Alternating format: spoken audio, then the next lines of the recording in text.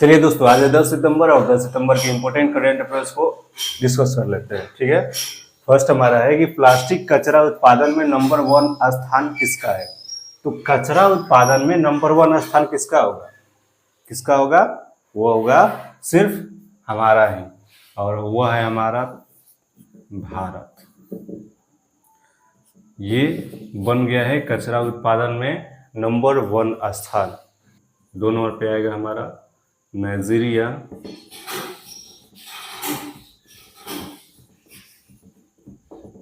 3 number पर आएगा Indonesia,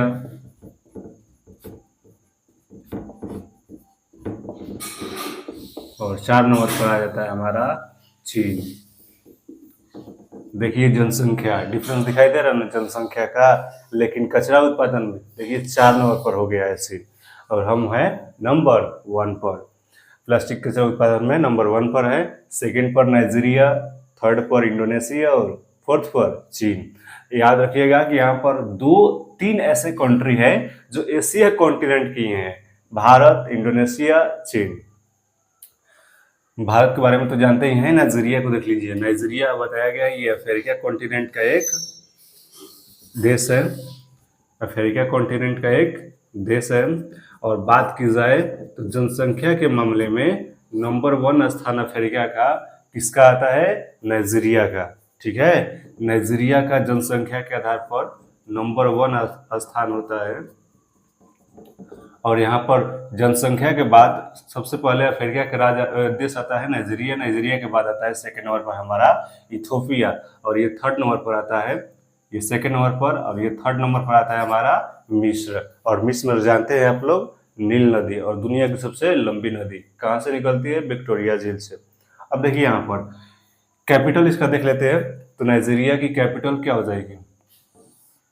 Abuja. Nigeria की कैपिटल अबूजा हो जाएगी। अब नाइजीरिया की कैपिटल अबूजा।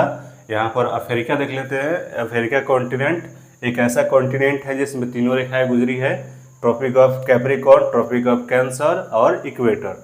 अब यहाँ पर इथोपिया का देख लीजिए। तो इथोपिया का कैपिटल होता है अदिस अबाबा।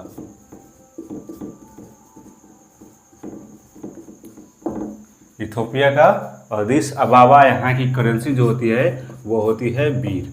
यहाँ का मिस्र का देख लेते हैं। तो मिस्र की होती है काहिरा। मिस्र की कैपिटल काहिरा होती है।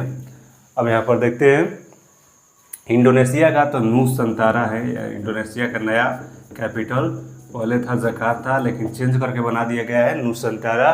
और चीन का तो जानते ही आप लोग, चीन की कैपिटल है बीजिंग। चीन की कैपिटल बीजिंग। और यहाँ पर करेंसी की बात की जाए तो ये होती है एन, और एन को ही हम लोग बोलते हैं रेमेनबी। इनको क्या बोलते हैं? रेमेनबी। ठीक है, इतना बात याद रखिए। और यहाँ पर प्लास्टिक खाने वाले अगर कवक की खोज हुई है, प्लास्टिक खाने वाले कवक की भी खोज हुई है। कहाँ पर? तो जर्मनी में दवा किया गया है। तो ये अच्छी बात है कि कोई प्लास्टिक खाने वाला भी है। तो प्लास्टिक खाने वाला कवक की खोज कहाँ पर? जर्मनी में, और अभी इस पर शोध जारी है। सेकेंड नंबर पर हमारा जापान में भी बोल रहा है कि जापान ने भी खोज कर लिया है प्लास्टिक खाने वाले कवक की, और इसकी बहुत ही ज़रूरत है, क्योंकि जब भी आप बाज़ार में जाते हैं तो जो थैला मिलता है वो प्लास्टिक का ही मिलता है। और अधिकतर हम अपनी डेली लाइफ में प्लास्टिक का हमेशा यूज़ करते हैं। और प्लास्टिक एक ऐसा सब्सटेंस, ऐसा पदार्थ है जो जल्दी नष्ट नहीं होता है।